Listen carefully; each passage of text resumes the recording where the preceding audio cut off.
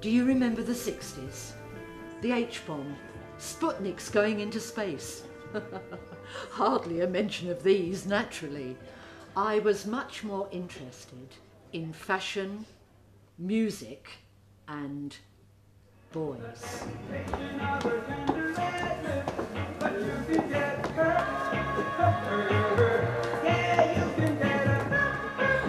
This dress is wonderful, Grandma. You are so clever.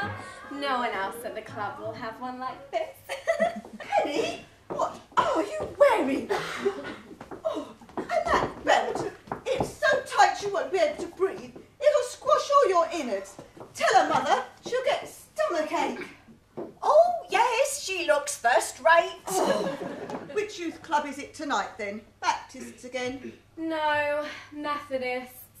You have to sit through a Billy Graham film and go to the front and be saved before you get to the dancing bit. Though Grandma wasn't a great one for talking, I realise why now. You must have been very sad when Grandad died. How did it happen, Grandma? Look, I can't stay talking to you all day. Got that inspector coming, you know? The one with the beard. Ugh. A long time ago, I did something terrible. I committed a sin. I broke a sacred vow. I cannot forgive myself or enter a church. It would be dishonest. Mum in a funny mood. Tetchy 1 minute, giggling to herself the next. What can she have to laugh about? Her life is so flipping boring. Shame. Never mind. Soon be the weekend, Jimmy. I got what you wanted. Yes. Whipping cream. I need to ask your mum for some cream from the fridge, sort of my Sunday treat. Is she around at all? Sorry, Ivan, Mum's in bed too.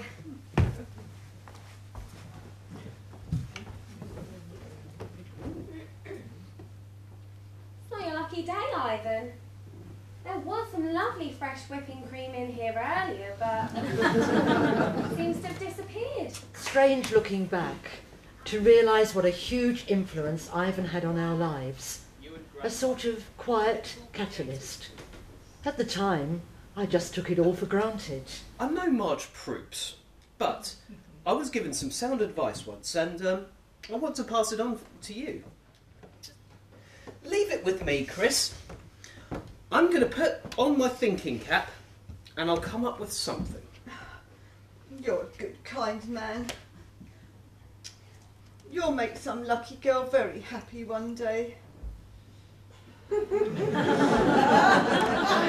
And dressed in my new gear, I look fab. Grandma agrees. I remember that chat and the terrible event that followed. Yes, that's my daughter. Who's that? Is it Martin? No, it's for your mother, and it sounds urgent, so you'd better go and fetch her.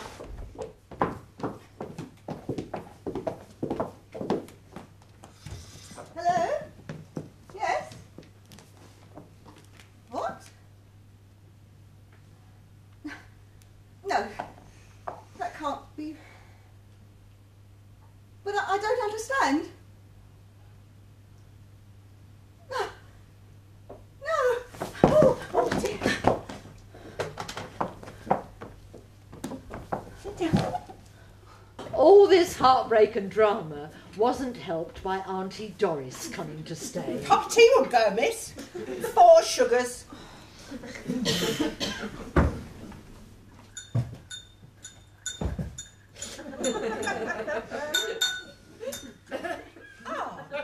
Michael, come and give your old auntie a kiss.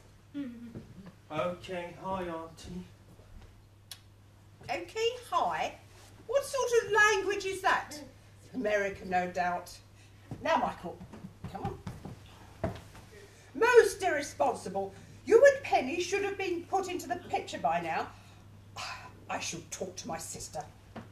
Time for a family meeting. So, 45 by the sherry, Grandma starts to tell us about that night, the worst of her life. She described it so clearly, it seemed to come alive, like one of those old films. May, would you come in here? I want to speak with you. Sit down. Now I want you to listen very carefully.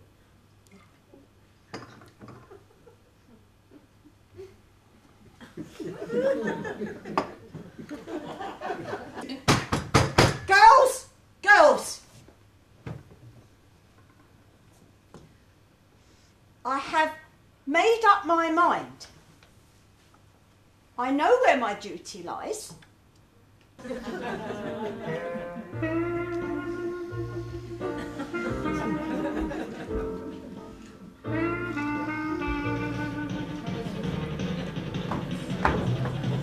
For pity's sake, Michael, you can't do that in here! Nearly finished. Oh, the health inspector's coming! Greasing the gravy, for goodness sake!